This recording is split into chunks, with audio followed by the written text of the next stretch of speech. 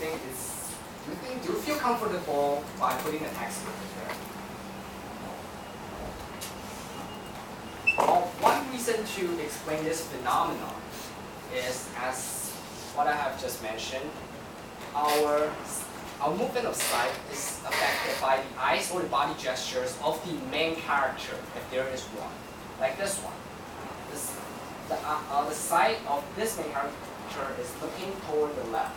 So our visual flow will be confused by reading it through like this. It's not as smooth as a straight line. So to have a good arrangement, it's better to have it like this, where we can read it by one straight line without turning it around, like that. So that's a technique of visual flow. Now what about body gestures? Let's look at one more example. Remember I said about body gestures, especially fingers. When we point toward a certain direction, if we first have the focus on these characters, then our next sight is most likely going to be toward the direction where the main characters are pointing toward to. Just like this one. We're most likely going to see these 5 people, then to the sky, because they are all pointing to the sky at the same time. So if we write words over there, we can ensure that the audience's sight goes from the bottom right to the upper left corner, which is a straight line without turning it around, which is really comfortable for the audience and family. So that's about visual flow. And colorings. For this part, I'm going to simply introduce the use of background colors and what kind of background to choose when you're doing slides design. Let's first look at this one. This is a white background with a black color text, and this is a black background with white color text. Now I'm going to ask a question, like which one is for information delivery and which one is for impression? For this question, I'm going to ask,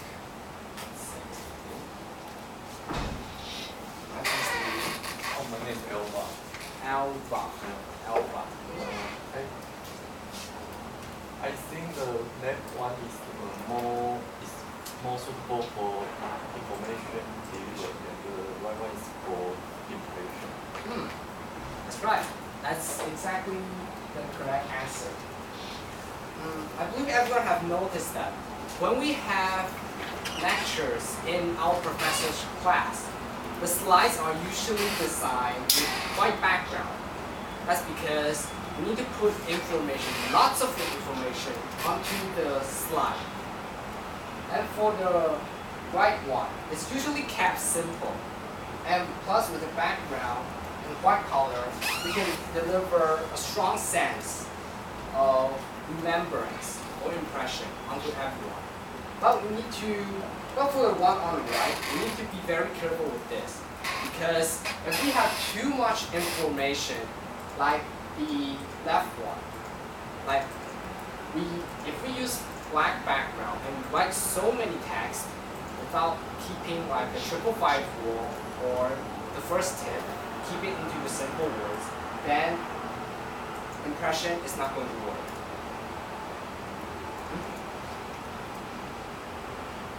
So that's about the 3 principles of slides design. Does anyone have any questions regarding clarity, relevance, and visualization? If not, then I'm going to go on to the next session. That is the slides evaluation. Now for this one, I'm going to divide people again into groups. I'll just remain where you are. Like this is group 1, just like in the warm-up session. Group 2 and group 3. And now here's the instruction. I'm going to first do a demonstration. That is, I'm going to evaluate a slide based on my personal opinion, added with the principles that I have introduced a while ago. But before that, I would like to ask everyone a question. Does everyone have the file downloaded? Where's the file downloaded in the computers already? Please raise your hand. 1, 2, 3, 4, 5. How about David? You can download it? Where was the website? Oh, you go to the website? Who still remembers the keyword on the 4 letters? It's an X.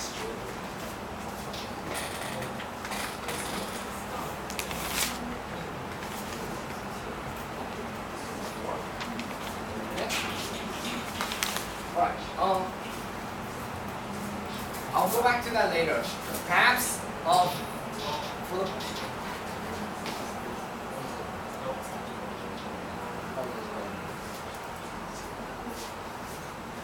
Alright.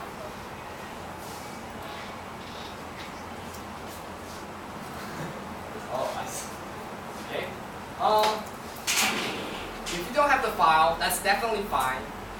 As long as one of your group mates has the file in his or her computer, that'll be perfectly fine.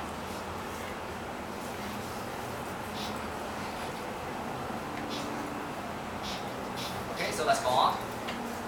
Now we're going to try to apply the principles that we have learned and our personal opinion, our imagination, and creativity to do slide evaluation. I'm going to do the first example first. This is the sample slide. I'm going to evaluate this. Now, this slide has 3 bullet points. It fits coherently with the principle of 555, the second tip, and it has a sense of visual impact because of the words. The important keywords are in large and color. But I do believe that this slide is confusing because there's too much words. It disobeys the rule of the first 5. That is fewer than 5 words per line, which makes it a longer time to understand. But I do think that this slide has a great visual flow because this is my direction of my reading. I go down from these 3 bullet points, then to this beautiful butterfly. And the words are written in the open area of this picture, which does not make the slide confusing. But if today, if the words are on the butterfly, then that's certainly not going to be a good one. So that's an example of slide evaluation. We can talk something about the design. What do you think is good and what do you think is bad? So for every slide, I'm going to give 3 minutes for group discussion.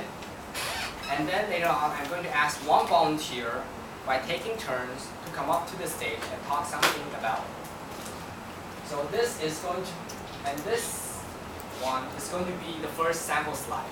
Try to evaluate this. What do you think are the strengths and the weaknesses based on your personal opinion and the principles?